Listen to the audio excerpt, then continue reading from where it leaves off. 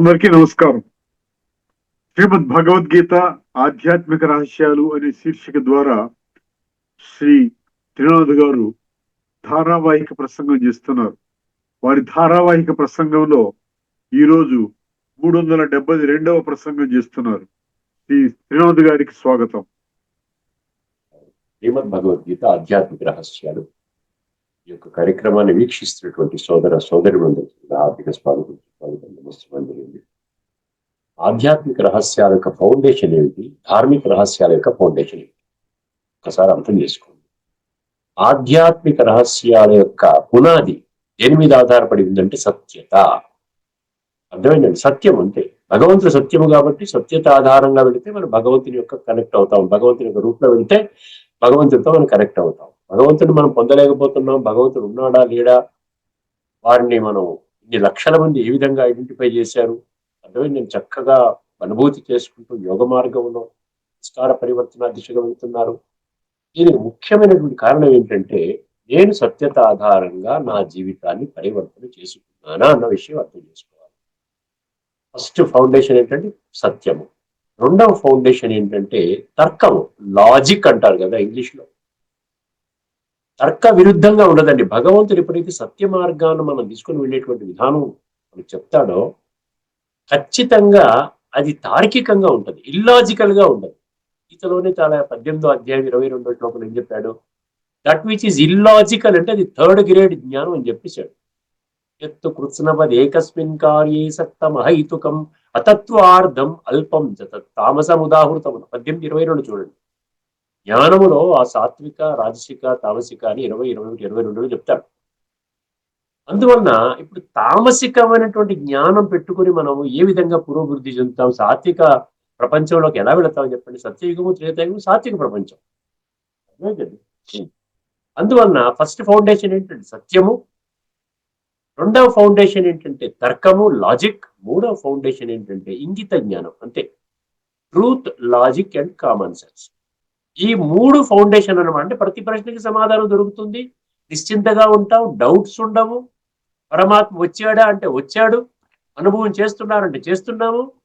ప్రతిదీ కనెక్ట్ అవుతుందండి, ప్రతిదీ కనెక్ట్ అవుతుంది. మనం రాంగ్ డైరెక్షన్ లో వెళుతూ భగవంతుడు వచ్చాడా నేను ఆశ్చర్యం ప్రకటిస్తున్నాను, భగవంతుని మీరు అనుభవం చేయొచ్చా అంటే భగవంతుడు వచ్చాడు, ఖచ్చితంగా వచ్చాడు, 100% వచ్చాడు. తిరస్కరించలేని తిరుగులేని సత్యం ఇది. ఇప్పుడు కొన్ని లక్షల మంది అనుభవం చేస్తున్నారు, అది ఎలా తప్పవుతుంది? మీరు కూడా అనుభవం చేయడానికి ప్రయత్నం చేయాలి. అదే ధార్మిక జగత్తులో ఈ ఫౌండేషన్స్ ఏవి లేవండి, గుర్తుపెట్టుకోండి. అందుకనే ఒక వీక్ ఫౌండేషన్తో ఉందన్నమాట. ఎప్పటికైనా అది కూలిపోతుంది. ఈ ఫౌండేషన్ ఇప్పుడు 100 అంతస్తుల భవనాలు కడుతున్నారు కదా, ఫౌండేషన్ గట్టిగా వేస్తారు కదా, ఫౌండేషన్ ఉంటే ఖచ్చితంగా నిలబడుతుంది, మన జీవితం నిలబడుతుంది. ఇక్కడ టోటల్గా 100% అంధవిశ్వాసము. సత్యత లేదు, లాజిక్ లేదు, మళ్ళీ ఇంగిత జ్ఞానానికి కూడా సరిపోదు. ఒక దగ్గరేమో పుట్టినవాడు మరణిస్తాడు, మరణించిన పుడతాడంటే ఇంకో దగ్గర జన్మరాహిత్యం అంటారు. అక్కడ ఒక దగ్గర భాష్యం చెప్తారు, ఇక్కడ ఇంకో దగ్గర భాష్యం చెప్తారు, ఇంకోలా చెప్తారు. దానికి దీనికి పొత్తు కుదరదు. అంటే భగవంతుడు అసత్యం చెప్పినట్ట. మళ్ళీ అసతోమ సద్గమయ, తమసోమ జ్యోతిర్గమయ, మృత్యోరు అమృతంగా అంటారు. దాన్ని మళ్ళీ 3 ప్రశ్నలకు సమాధానం గీతలో ఉంటే కూడా దాన్ని మనకి కనెక్ట్ చేయలేరు. అందుకనే ధార్మిక జగత్తులో నీకు చాలా ఫ్రీడమ్ ఇచ్చేశారు. ఏమైనా చేసుకొని అయినా ఒక కొబ్బరికాయ పెట్టుకో, వారానికి ఒకసారి పూజ చేసుకో, లేదా ఇంట్లో పూజ మందిరంలో నమస్కారం పెట్టుకో, ఎప్పుడైనా ఒకసారి తీర్థయాత్రకు వెళ్ళు, లేకపోతే ఈ పని చేసుకో. ఫ్రీడమ్ ఇచ్చేసారు. ఇక్కడ ఫ్రీడమ్ లేదు. ప్రతి క్షణము కూడా మనలో ఒక సన్మార్గంలో తీసుకుని వెళ్ళేటువంటి విధానం, మనకి స్పష్టమైనటువంటి విధానం మనకి భగవంతుడు మనకి నిర్దేశిస్తూ ఉన్నాడు. భగవంతుడు ప్రత్యక్షం అవుతే మనకి ఏం చేయమని చెప్తాడు? శాస్త్రాలు చదువుకోమని చెప్తాడా, శాస్త్రాలను ఆచరించమని చెప్తాడా? శాస్త్రాల మొత్తం కూడా అక్కర్లే, శాస్త్రాల సారాన్ని తెలుసుకొని దాన్ని జీవితంలో అనుభవం చేయమంటాడు. అదే కదా భగవంతుడు చెప్పేది, అదే చెప్తున్నాడు. ఏం చెప్పడం. ఇప్పుడు మనం యక్ష ప్రశ్నలోకి వెళదామండి. యక్ష ప్రశ్నల్లో మనం 16 ప్రశ్నలోకి వెళ్ళిపోతున్నాం. ఇప్పటికే 15 ప్రశ్నలు మనం చెప్పుకున్నాం. ఇంకెన్ని ప్రశ్నలు రాబోయే రోజుల్లో చెప్పుకుంటామో నాకు కూడా తెలియదు. ఎన్ని దొరికితే అన్ని చెప్తాను మీకు. వీలైనంత వరకు ఒక 5 నిమిషాల్లో అది ప్రశ్న చర్చించుకునే ప్రతి, ఎందుకంటే అర్థం కావాలి మనకి, ఏంటంటే విషయం అర్థం కావాలి. యక్ష ప్రశ్న 16. కిం దివ్యం అన్నాడు. కిం దివ్యం, దివ్యం అంటే ఏమిటి? దివ్యం అంటే డివైన్. అర్థమైందండి? దివ్యం అంటే దైవత్వంతో కూడుకున్నటువంటిది. అర్థమైందండి? డివైన్. దానికి ఏం చెప్పాడు యుగంధరుడు, మన యుధిష్ఠిరుడు ఏం చెప్పాడు? జ్ఞానం దివ్యం అని చెప్పాడు. అర్థమైందండి? జ్ఞానం అంటే నువ్వు దివ్యంగా తయారవుతావు. జ్ఞానం లేకపోతే నువ్వు డివైన్ గా ఉండవు, అన్డివైన్ గా విషయ వికారాల వలయంలో చెప్పుకొని కుళ్ళిపోతావు. అర్థమైందండి? అక్కడ దివ్యం అని అనడానికి లేదు. దివ్యం దదామితే చక్షు, ఈ దివ్య నేత్రాన్ని తెరుచుకుంటే నీకు దివ్యం అన్నాడు సార్ గీతలో 11:8 నీకు దివ్య నేత్రాన్ని ప్రసాదిస్తున్నానని, డివైనిటీలో తీసుకుని వెళ్ళడానికి నీ యొక్క 3వ నేత్రాన్ని తెరిపిస్తున్నాను అంటున్నాడు. ఇక్కడ అది దివ్యం అంటే జ్ఞానం దివ్యం అన్నారు. పరమాత్మ ద్వారా పొందే ఆత్మ జ్ఞానం మాత్రమే దివ్యం అని ఎక్స్ప్లెయిన్ ఇచ్చాడు కింద. పరమాత్మ ద్వారా పొందే ఆత్మ జ్ఞానం మాత్రమే దివ్యం.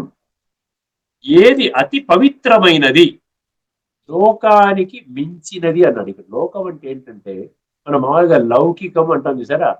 లౌకికము అంటే ఈ యొక్క భౌతిక ప్రపంచానికి ఈ ఒక్క జన్మలో మనం ఉన్నటువంటి స్థితిగతుల్ని తెలియజేసే ప్రపంచము. దీన్ని లౌకికం అంటాడు. దీనికి మించినది ఆధ్యాత్మికం అనేది ట్రాన్సెండెంటల్ అంటాడు ఇంగ్లీష్ లో. అలౌకికం అంటారు దాన్ని తెలుగులో ట్రాన్స్లేట్ చేస్తే. లౌకికం కాదు, beyond. You have to rise beyond. ఒక క్లర్క్ గా జాయిన్ వాడు క్లర్క్ గానే జీవితకాలం ఉంటాడు చెప్పండి, వాడు మళ్ళీ ప్రమోషన్ తెచ్చుకుంటాడు. అలాగా మనం కూడా రైజ్ అవ్వాలి. అర్థమైందండి? ఒక లెక్చరర్ గా జాయిన్ అయ్యి కూడా ఎక్కడో ప్రిన్సిపల్ దాకా వెళ్ళిపోతాడు, ప్రొఫెసర్ దాకా వెళ్తాడు, ఇంకా పిహెచ్డీ చేస్తే ఇంకా టాప్లోకి వెళ్తాడు, వైస్ ఛాన్సలర్ దాకా వెళ్తాడు. నేను ఇక్కడే పట్టుకుని కూర్చుంటా, ఇదే బ్రహ్మాండంగా ఉందనుకుంటే అక్కడే ఉంటాడు. ఆధ్యాత్మిక ధార్మికమైన మీ ఇష్టం అండి. ఎంతైనా ఆధ్యాత్మికతలో ఎంత ఎదగాలనుకుంటే అంత ఎదగడానికి మీకు ఫ్రీడమ్ ఉంది. ధార్మికంలో ఫ్రీడమ్ లేదు. అందుకని ఏమంటున్నాడు ఇక్కడ, ఏది అతి అతి పవిత్రమైనది, లోకానికి మించినది, జ్ఞానమే దైవికమైనది, జ్ఞానమే దివ్యం అన్నాడు. ఎందుకని అలాగే జ్ఞానం ఎందువల్ల దివ్యం అనేది ఎక్స్ప్లెయిన్ చేస్తున్నాడు. ఊరికే జ్ఞానం దివ్యం అంటే నీకు ఏమర్థమైంది? మామూలు భక్తి మార్గంలో చదువుకుంటూ వెళ్ళిపోతే మనకు అర్థం కాదు, ఏదో 4 ముక్కలు చెప్తే అర్థం కాదు. జ్ఞానము ఏ విధంగా మన యొక్క జీవితాన్ని పరివర్తన చేస్తుంది, దైవీ సంస్కారాలతో మన యొక్క ఆత్మలో నింపుతుంది, చెడు సంస్కారాలు తొలగిస్తుంది, ఈ విషయం మనం అర్థం చేసుకోవాలి. దానికి ఎక్స్ప్లెయిన్ ఇస్తున్నాడు. దేవలోకానికి చెందినది. దేవం అంటే దైవీ సంస్కారాలు అంటే సత్య త్రేతాయుగాలు దైవీ సంస్కారాలతో కూడుకున్న లోకము, దేవి దేవతలు ఉండేటువంటి లోకం, ఆది సనాతన దేవీ దేవతా ధర్మం అంటారు. సత్య త్రేతాయుగాలు ఒకే ఒక ధర్మం ఉంటుంది అక్కడ. ఆత్మను పైకి లేపేది అంటే ఆత్మని అవేకం చేస్తుంది అనమాట, జాగృతి చేస్తుంది. లేకుంటే ధార్మికంలో మనకు ఆత్మ జాగృతి లేదు కదా. ఆత్మ అనే పేరు వింటాం కానీ ఆత్మ జాగృతి చేసుకునే వ్యవస్థ అక్కడ ఎవరు చెప్పరు. అజ్ఞానాంధకారాన్ని తొలగించేది, ఆత్మస్వరూపాన్ని గుర్తు చేసేది చూసారా, అది జ్ఞానము. అందుకే జ్ఞానమే దివ్యం.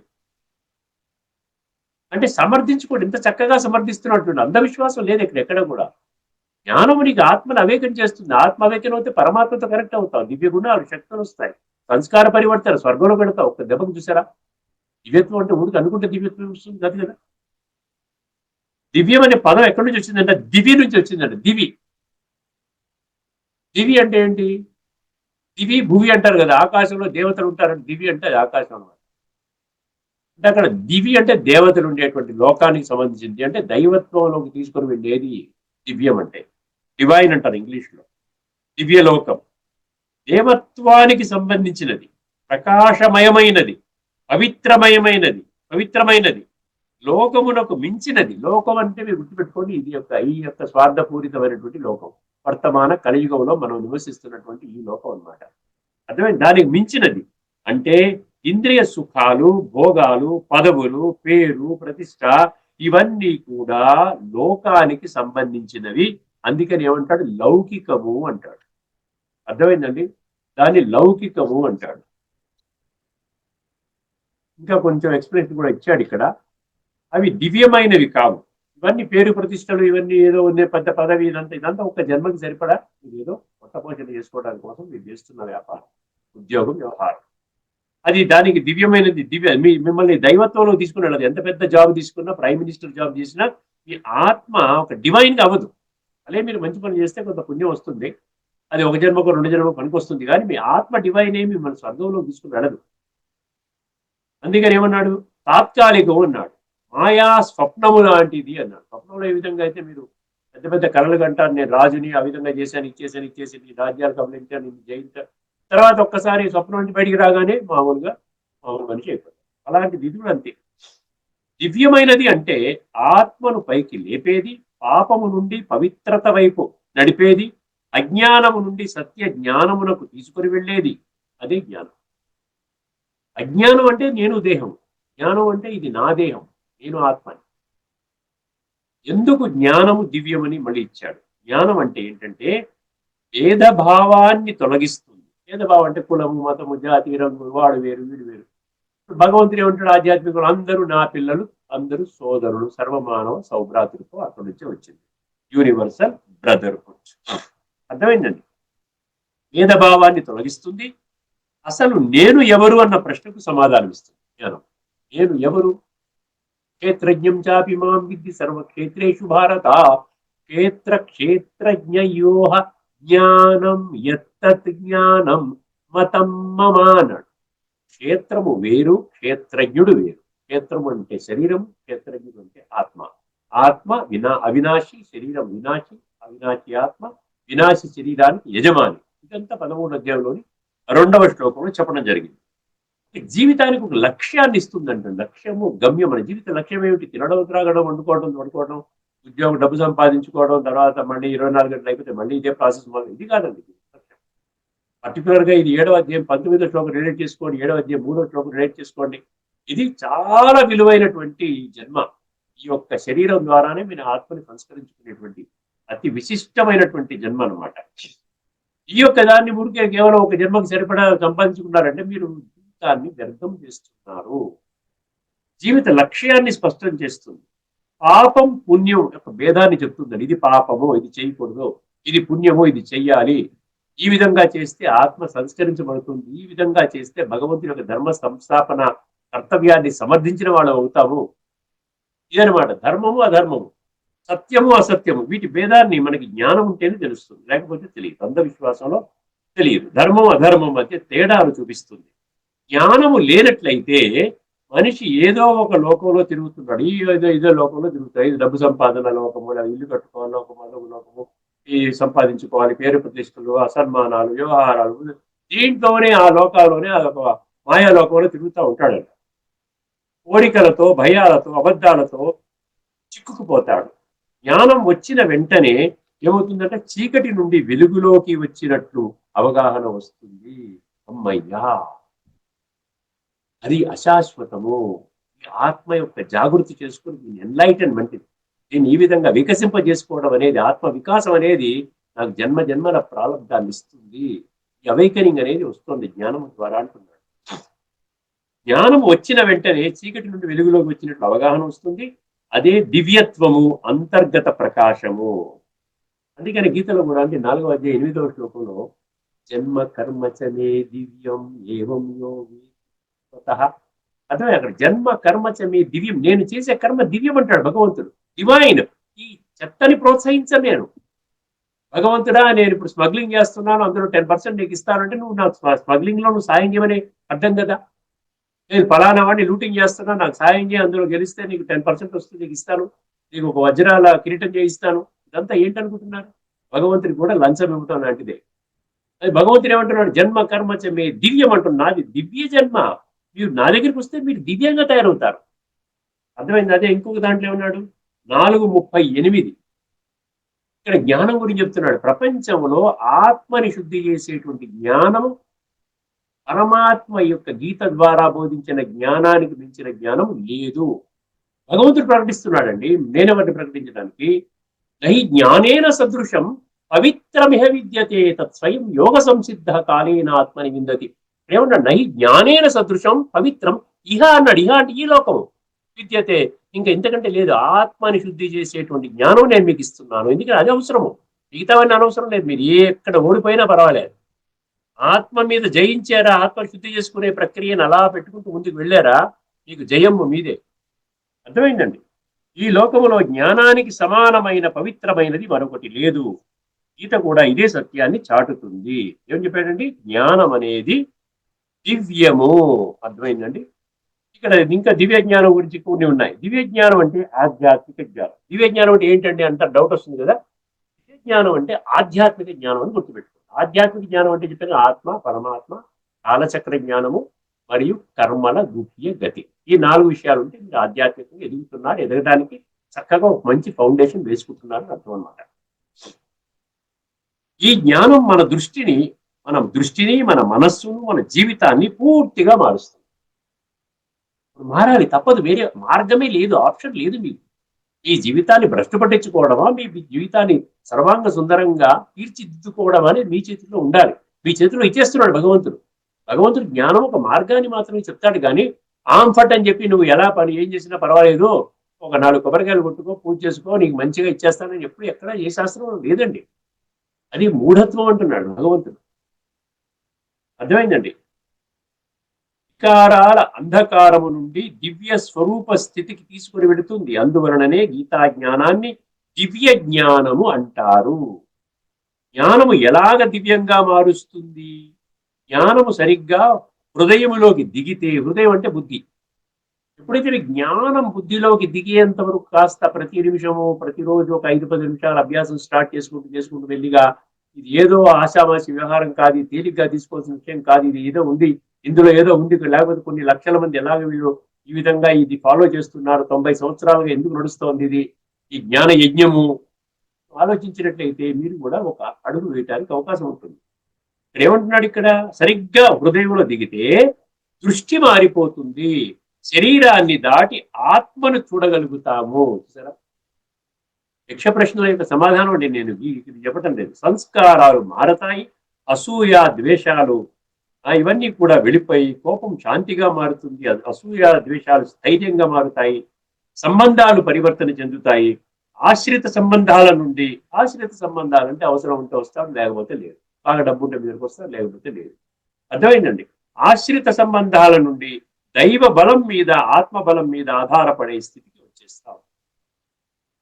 కాన్స్టెంట్ గా మీరు ఏం ఉండక్కర్లే, ఎవరిని గౌరవించాలంటే మీ నుంచి నాకు ఏమొస్తుందని అర్థం చేసుకోవాల్సిన పని లేదండి. నిస్వార్థం అంటే అది నిష్కామ సేవాధారి. భగవంతుడు అంటాడు, అందరినీ గౌరవించు, అందరూ కూడా నా పిల్లలే, పరస్పరం మీరు సోదరులు అవుతారు, సర్వే జనా సుఖినో. ఈ ఏమంటాడు, ఈ మొత్తం మార్పు చేసే శక్తి దివ్య జ్ఞాన శక్తి ఆత్మను తన అసల స్వరూపంలోకి తీసుకొని వెళుతుంది అంటుంది. ఆత్మని తన అసలు దివ్య స్వరూపంలోకి తీసుకొని వెళుతుందంటే జ్ఞానము. అందుకని ఏమన్నాడు యుధిష్ఠుడు? ఏమన్నాడండి? జ్ఞానమే దివ్యం అన్నాడు. చూసారా ఎంత విశ్లేషణాత్మకంగా మనకి. ఎందుకంటే మన బుద్ధిలో కూర్చుని మనం కూడా దివ్య జ్ఞానం వైపు వెళ్ళేటువంటి విధంగా మనం అడుగులు వేస్తామని చెప్పి, ఆ విధంగా ఇప్పుడు మనము గీతా శ్లోకంలో నేను కొత్త అంశాన్ని తీసుకుని ఉన్నాను కదండి. ఆ కొత్త అంశాన్ని మనం ఇప్పుడు పరిశీలిద్దామండి. నేను 2వ అధ్యాయంలోని 7వ శ్లోకంలో తీసుకుని వెళ్తున్నానండి. ఉపనిషత్తులు సమయం ఉంటే తీసుకుందాం, లేకపోతే తదుపరి ఎపిసోడ్ లో ఉపనిషత్తులు చర్చించుకుందాము. ఇప్పుడు మనం ఏం చేద్దామంటే 2వ అధ్యాయంలోని 7వ శ్లోకం చాలా ముఖ్యమైన శ్లోకం అండి. సాంఖ్యయోగం అర్జునుడు, ఇది అర్జున వాచ. అర్జునుడు భగవంతుని అడుగుతున్నాడు. అర్జునుడు క్లారిటీ కావాలి, తను ఎటువంటి స్థితిలో ఉన్నాడో ఎక్స్ప్లెయిన్ చేస్తున్నాడు. ఇప్పుడు నేను నీ శిష్యుణ్ణి, నువ్వు నాకు ఒక సన్మార్గం, ఒక మంచి మార్గాన్ని చూపించు, నీకులాగా తయారు చేసేటువంటి మార్గం చూపించు, ఇటువంటి రిస్క్ లేని మార్గం చూపించు, నీ శరణు వేడుకుంటున్నాను, నిన్ను ప్రాధేయపడుతున్నాను, నా పరిస్థితి బాగలేదు అంటే వర్తమానములోని సగటు మానవుడి యొక్క పరిస్థితి అంటే గుర్తుపెట్టుకోండి. వర్తమానములోని సగటు మానవుడి యొక్క పరిస్థితి అర్జునుడి మనకి రిప్రజెంటేటివ్ అనమాట. జ్ఞానార్జన చేసేవాడు అర్జునుడు. అర్థమైందండి. గుణవాచకం కానీ నామవాచకం కాదు. ఒకసారి ఆ శ్లోకాన్ని వినని తర్వాత పదవిచ్ఛేదన చేస్తాను, మీకు సారాంశాన్ని వినిపిస్తాను, మీకు అర్థమవుతుంది. కార్పణ్య దోషోపహత స్వభావ పృచ్ఛామి త్వాం ధర్మ సమ్మూఢచేతాః. కార్పణ్య దోషోపహత స్వభావ పృచ్ఛామి త్వాం ధర్మ సమ్మూఢచేతాః. యశ్రేయస్యాన్ నిశ్చితం బ్రూయి తన్మే, యశ్రేయస్యాన్ నిశ్చితం బ్రూయి తన్మే శిష్యస్తే అహం సాధిమాం త్వాం ప్రపన్నం అంటాడు. అహం సాధిత్మాం త్వాం ప్రపన్నం. ఒక్కసారి దీన్ని అర్థం చేసుకోండి. మామూలుగా గీతా పుస్తకాల్లో భాష్య విస్తారు చెప్తారు, బాగా తప్పటకొట్టే కాదు. ఇది నేనే అర్జునుడిని, నాకున్న సంశయమే అర్జునుడు భగవంతుడు చెప్తున్నాడు. భగవంతుడు దానికి సమాధానమే గీతా సారం అని భగవద్గీతలో ఏం చెప్పాడు ఇప్పటిదాకా? రాజయోగము, ఆత్మ, పరమాత్మ ఇవన్నీ తెలుసుకుని రాజయోగం సంస్కార పరివర్తన రంగంలో ఎంట్రీ. అర్థమైందండి. అందువల్ల ఇప్పుడు నేనేం చేశాను, ఇప్పుడు అంశం వారీగా నేను చర్చిస్తున్నాను కాబట్టి మీకు కొంచెం గుర్తుంటుంది, ఈజీగా గుర్తుంది. అంశం వారీగా నేను చాప్టర్ వైజ్ చర్చించడలే, సుమారుగా అన్ని శ్లోకాలు చెప్పేసినట్టే మీకు. ఆల్మోస్ట్ ఒక 70% వరకు నేను కవర్ చేసేసాను ఇప్పటికే. ఇంకా ఏదైతే మిగిలి ఉందో అది కూడా కవర్ చేస్తాను, ప్రాబ్లం లేదు. అంటే చాప్టర్ వైజ్ చదువుకుంటే మీకు ఏం అర్థం కాదు. అంశాల వారీగా చర్చించుకుంటున్నాం కాబట్టి ఇప్పుడు ఏ అంశం తీసుకున్నాను నేను? నా బుద్ధి పనిచేయట్లేదు, నా బుద్ధి వక్రించింది, నేను మూఢత్వంలో ఉన్నాను, అంధవిశ్వాసంలో వెళుతున్నాను, నాకు అసలు గమ్యం అంటూ లేదు, లక్ష్యం అంటూ లేదు, భగవంతుడా నన్ను ఏం చేయమంటావు, నాకు ఒక మార్గాన్ని ప్రసాదించు అంటున్నాడు ఈ శ్లోకంలో. కార్పణ్య దోషం అంటే ఏంటి? కార్పణ్య దోషము అంటే ఏం చెప్పాలి దానికి? పిరికితనం అని అన్నాడు అక్కడ. పిరికితనం కాదు అక్కడ. ఆత్మ ఆత్మిక ఆత్మిక స్మృతి కాకుండా ఉండే దోషం ఏంటండి? దేహాభిమానంలో ఉండే దోషం. ఆ దేహాభిమానంలోని కష్టాలు, దుఃఖాలు ఇవన్నీ వస్తాయి కదా. అంటే అక్కడ ఆత్మలో ఒక స్థైర్యం ఉండదన్నమాట. ఒక చక్కటి మార్గం నాకు ఎదురుగుండా కనపడినా కూడా వెళ్ళలేని స్థితి కార్పణ్య దోషం. జాలి పడాలన్నమాట అటువంటి వాళ్ళని చూసి. అంత చక్కటి మార్గం ఉంది నాకు, కానీ నేనేమైపోయాను, ఈ మార్గంలో కుళ్ళిపోయాను బాగా. ఇప్పుడు దేహభ్రాంతిలో ఇంద్రియ సుఖాలకు మరిగిపోయి, భోగభాగ్యాలతో మునిగిపోయి అందులో ఉండి ఒక్కసారి నువ్వు ఈ మార్గంలోకి రారా అంటే తెలిసి కూడా, మనిషికి బుద్ధి ఉన్నదన్న తెలిసినా కూడా, 84 లక్షల జీవరాశుల్లో కేవలం మనిషికి మాత్రం బుద్ధినిచ్చాడన్న విషయం స్పష్టంగా అర్థమైనా కూడా వెళ్ళే శక్తి లేదు. కార్పణ్య దోషం ఉంటుంది. నేను కార్పణ్య దోషంతో సఫర్ అవుతున్నానని చెప్తున్నాడు అర్జునుడు. కార్పణ్య దోషోప ఉపహత ఉపహత స్వభావ. స్వ అంటే ఆత్మ అండి, భావ అంటే ఈ విధంగా కార్పణ్య దోషంతో నేను నిండిపోయి ఉంది. నాకు అసలు ఏమి చెయ్యాలో తోచడం లేదు, ఏ మార్గం కరెక్ట్, వీరు ఆ మార్గం చెప్తారు, వీరు ఈ మార్గం చెప్తారు, వీళ్ళు ఈ మార్గం చెప్తారు, ఈ మార్గం చెప్తారు, ఎవరు కూడా ఒక కామన్ గా ఒక మార్గం చెప్పడం లేదు. చాలా గందరగోళ పరిస్థితిలో ఉన్నాను నేను. కార్పణ్య దోషోప ఉపహత స్వభావ. స్వభావం అంటే నా యొక్క భావం, ఆత్మలో రంగు కుళ్ళిపోయి ఉంది, నల్లగా బుగ్గులాగా అయిపోయింది, నాకు ఏం చేయాలి అర్థం కావట్లేదు భగవంతుడా. మొదటి పంక్తి అండి. కార్పణ్య దోషోపహత స్వభావ పృచ్ఛామి త్వాం ధర్మ సమ్మూఢ చేత అన్నాడు. పృచ్ఛామి అంటే చెప్పు నాయన, త్వాం అంటే నీవు, నాకు చెప్పు. పృచ్ఛామి త్వాం ఎందువలన? ధర్మ సమ్మూఢ చేత. ధర్మ సమ్మూఢ. మూఢ అంటే ఏమిటి? దేహాభిమానం. ధర్మం అంటే ఏమిటో, అధర్మం అంటే ఏంటో ఆ విచక్షణ నుండి దూరం అయిపోయి నాకు తెలియట్లే. నేను ధర్మం అనుకుని అధర్మ పనులు చేస్తున్నాను అన్ని. తప్పుడు పనులు ఇవన్నీ తప్పుడు అనుకోవట్లేదు. అబద్ధం ఆడటం తప్పనుకోవట్లేదు, లంచం తీసుకోవడం తప్పనుకోవట్లేదు, మోసం చేయడం తప్పనుకోవట్లేదు, ఈ విధంగా వంకర టింకరగా డబ్బు సంపాదించుకోవడం తప్పనుకోవట్లేదు. కాంట్రాక్ట్ ఉంటే ఏం చేస్తాడు, సిమెంట్ తక్కువ ఇసుక ఎక్కువ కలుపుతాడు తప్పనుకోవట్లేదు. స్మగ్లింగ్, లూటింగ్, బ్లాక్ హత్యలు, మారణకాండ, వాడిని మోసం చేయడం అంతా తప్పనుకోవట్లేదు. ఇప్పుడు ఒక రియలైజేషన్ వచ్చిందనమాట, ఇది తప్పు. అందుకనే భగవంతుని ఏడుతున్నాడు, నేను ధర్మ విషయములో చాలా మూఢత్వంలో వెళ్ళిపోయాను. ధర్మ సమ్మూఢ చేతాహ అన్నాడు. చేత అంటే మనసు. మనసులో క్లారిటీ లేదు నాకు. ధర్మం అసలు ఏ మార్గాన్ని నా జీవితాన్ని తయారు చేసుకోవాలంటే ఏ మార్గాన్ని వెళ్ళాలి నేను?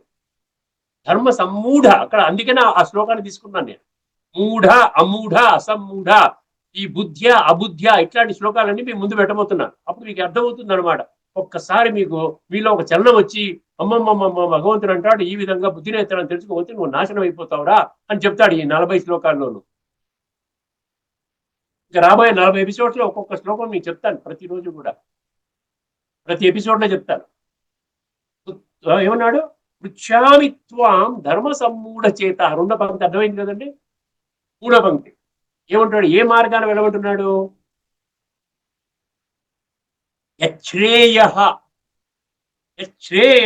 స్యాన్ నిశ్చితం బ్రూహి తన్మే. బ్రూహి అంటే చెప్పమని. ఏ మార్గము నా యొక్క జీవితాన్ని సర్వాంగ సుందరంగా తీర్చిదిద్దుతుంది, హయ్యెస్ట్ ప్లేన్ లోకి వెళుతుంది, అంటే దీనికంటే ఇంకా హయ్యర్ ప్లేన్ లేదు అన్నటువంటి భావన నాకు ఏ మార్గము ద్వారా కలుగుతుందో అటువంటి శ్రేయస్సుతో కూడిన మార్గాన్ని నాకు చెప్పు. శ్రేయస్య నిశ్చితం. నిశ్చితం ఖచ్చితంగా నా మార్గం పర్ఫెక్ట్ గా ఉండేలాగా నువ్వు నాకు చెప్పు. శ్రేయస్య నిశ్చితం బ్రూహి తన్మే. ఆ విధంగా నాకు తెలియచేయి తండ్రి. ఎందుకంటే నేను చాలా ఎన్ని ఉపన్యాసాలు విన్నాను, ఎన్ని గుడులు గోపురాలు మందిరాలు తిరిగాను, ఎన్ని పుస్తకాలు చదువుకుని, ఎన్ని భజనలు కీర్తనలు చేశాను.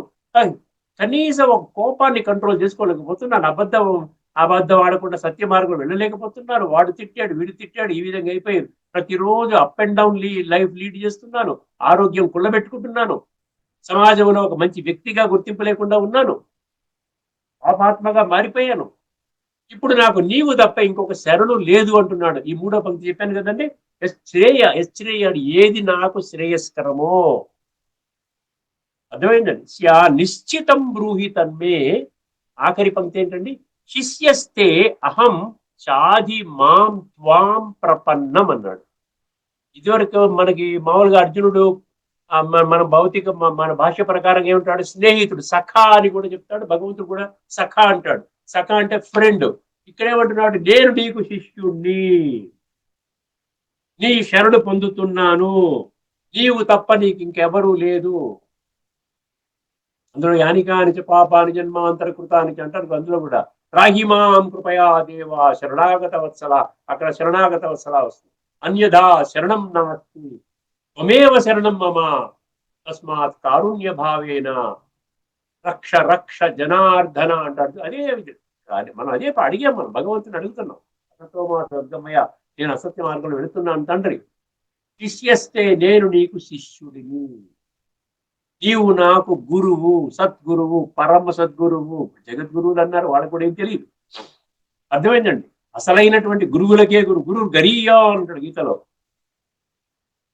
అందుకనే గురువులకే గురువైన పరమ గురువు, పరమాత్మ, ఈశ్వరుడు, నిరాకారుడు, జ్యోతి స్వరూపుడు. హే భగవంతుడా, నేను నిన్నే నమ్ముకున్నాను, నీవు నన్ను ఒక మంచి మార్గంలో పెట్టు. శిష్యస్తే అహం సాధి మాం త్వాం ప్రపన్నం. నేను నీ శిష్యుడు అన్నాడు. శిష్యుడు అని ఎందుకు అన్నాడు చెప్పండి. అక్కడ స్నేహితుడంటే ఆ విషయం నచ్చితే పాటిస్తాడు, నచ్చకపోతే మానేస్తాడు. శిష్యుడు అయితే గురువు చెప్పిన మాట శిష్యుడు 100% జీవితంలో ఆచరిస్తాడు. అందుకని ఇక్కడ ఏమన్నా, నేను నీకు శిష్యుడిని, నీవు నాకు మార్గాన్ని ఉపదేశించు, ఏ మార్గాన్ని నువ్వు తీసుకుని వెళితే ఆ మార్గంలోకి నేను వెళ్తాను అని. ఇక్కడ ఎందుకు చెప్పాను ముఖ్యంగా అంటే, ధర్మ విషయములో నేను మూఢత్వములో పడిపోయాను. మూఢత్వము అంటే ఒక గందరగోళ పరిస్థితి. నిజంగా సత్యంగా నేను ఒక మంచి మార్గాన వెళ్ళాలి అని అనుకున్నా కూడా ఆ మార్గం యొక్క స్పష్టత నాకు లేదు. ఏ విధమైనటువంటి కర్మలు చేస్తే నా యొక్క విధానం బాగుంటుంది, ఒక చక్కటి విధానంలోకి వెళ్ళగలుగుతాను, ఆ క్లారిటీ అడుగుతున్నాడు అనమాట. అప్పుడు భగవంతుడు ఏం చేస్తాడు మనకి? మామూలుగా మనం ఇప్పటిదాకా ఎన్నో అధ్యాయాల ద్వారా, ఎన్నో ఎపిసోడ్ ద్వారా చర్చించుకున్న విషయం ఏం చెప్తున్నాడు? నువ్వు శరీరం కాదు నాయన, ఒక ఆత్మస్వరూపానివి. ఎప్పుడైతే నువ్వు శరీర భ్రాంతిలో ఉంటావో, నీకు శారీరక బంధువులు, శారీరకంగా ఉండేటువంటి చూసేటువంటి నువ్వు భగవంతుడిగా భావిస్తున్నటువంటి దేవీ దేవతలు, లేకపోతే ఋషులు, మునులు, సాధువులు, సన్యాసులు, వీళ్ళే కనపడతారు నీకు. కానీ నేను శరీరధారిని కాదు, నేను దేహధారిని కాదు, నేను ఒక ఆత్మస్వరూపాన్ని. అర్థమైంది?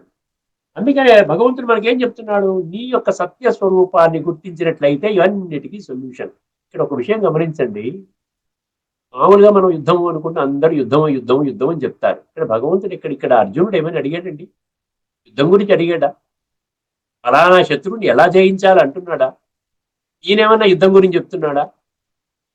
నా జీవితాన్ని శ్రేష్టంగా తయారు చేసుకునే మార్గం ఉపదేశించండి అంటున్నాడు. మీరు ఒక్కటే గుర్తుపెట్టుకోండి. 10వ అధ్యాయం 32వ శ్లోకాన్ని విస్మరించకండి. అధ్యాత్మ విద్య సర్వ విద్యలలోకి నేను చెప్పే విద్య ఆధ్యాత్మికము. ఇది 100% ఆధ్యాత్మికంగా అర్థం చేసుకుంటేనే మనం ఆధ్యాత్మిక దృష్టికోణంలో మన జీవితం, ఈ యొక్క జ్ఞానం నా జీవితాన్ని ఉద్ధరించడానికి అన్న విషయం మనకి స్పష్టమవుతుంది. అర్థమైంది అండి? కార్పణ్య దోషోపహత స్వభావ పృచ్ఛామి త్వాం ధర్మ సమ్మూఢ చేతాః శ్రేయస్యాన్నిశ్చితం బ్రూహి తన్మే శిష్యస్యాం సాధిమాం త్వాం ప్రపన్నం. ఇది ఇందులో ఉన్న లోతైన తత్వము. ఒక మార్గదర్శక సూత్రాలు భగవంతుడు చెప్తున్నాడు. కాబట్టి మూర్ఖత్వాన్ని విడిచిపెట్టండి, ఈ బుద్ధి నేత్రాన్ని తెరవండి. అంధవిశ్వాసం ద్వారా మీరు ప్రగతి పొందలేరు. భగవంతుడు మనందరికీ చెప్తున్నాడు. ఇక్కడితో మన చర్చను ముగించుకుందామండి. రాబోయే ఎపిసోడ్లో మరొక అద్భుతమైనటువంటి శ్లోకం, ఏ విధంగా మనం మూర్ఖత్వం నుంచి బయటపడే విధంగా పరమాత్మకి ఇస్తున్నటువంటి శిక్షణని మనం తెలుసుకుందాం. అదేవిధంగా యక్ష ప్రశ్నలో మరొక ప్రశ్న తెలుసుకుందాం. తర్వాత ఉపనిషత్తుల్లో కూడా మరొక మంత్రాన్ని మనం రాబోయే ఎపిసోడ్ చర్చించుకుందాం. అంతవరకు సెలవండి. అందరికీ నమస్కారం. లోకా సమస్త ఓం శాంతి. శ్రీమద్ భగవద్గీత ఆధ్యాత్మిక రహస్యాల తత్వసారాన్ని మనకు సవివరంగా విశ్లేషించిన శ్రీ త్రినాథ్ గారికి ధన్యవాదాలు.